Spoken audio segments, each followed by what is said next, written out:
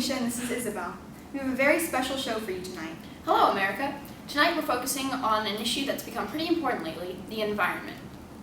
We're going to talk to a very important guest about the major environmental disasters lately. We'll be discussing the changing interactions between humans and the environment, and how this relationship has caused some of the major ecological disasters lately.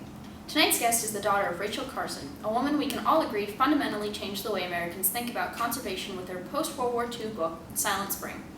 Our guest tonight followed in her mother's footsteps, becoming a preeminent climate scientist and an author of many books on climate change, including the definitive volume on the melting of ice in Antarctica, Trickle. Please welcome Annie Carson.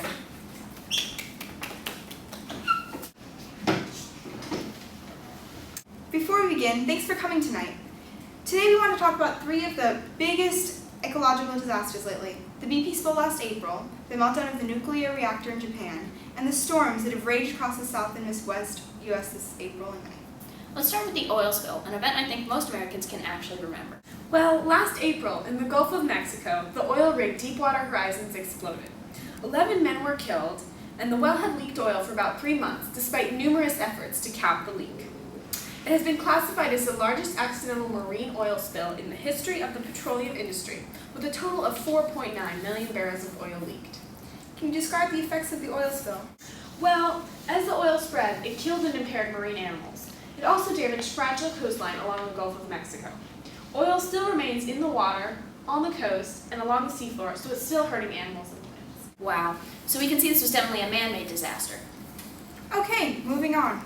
So as the ignorant majority of our audience may or may not know, in March this year, a tsunami in the Pacific caused a nuclear meltdown in Japan. Tell us about the implications of this disaster. Well, for starters, nuclear power is a controversial alternative to coal or fossil fuels. It's controversial because of the risks involved, as shown in the Japan disaster. This crisis may have jeopardized the future of clean nuclear power, which is less damaging on the environment than coal or fossil fuels, and less, of course, in the case of events such as these. So the nuclear failure may lead to more use of fossil fuels? Well, not necessarily. It's still controversial. However, other effects are more clear. For example, the radioactive particles around the plant. These particles have been somewhat contained, but a few have escaped, increasing levels of radioactivity in a broad radius of the plant. Areas directly around the plant have been evacuated. So, another crisis.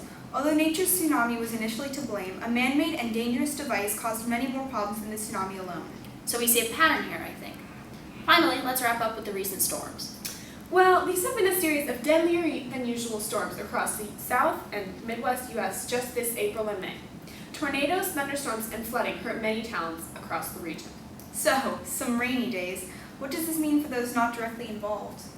Well, while these storms are unusual now, with climate change, weather like this will become more and more common. So this one's the fault of the humans too. Oh well. So all you people out there, recycle.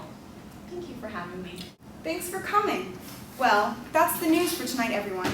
Like Annie said, do your part to conserve our precious resources. Good night.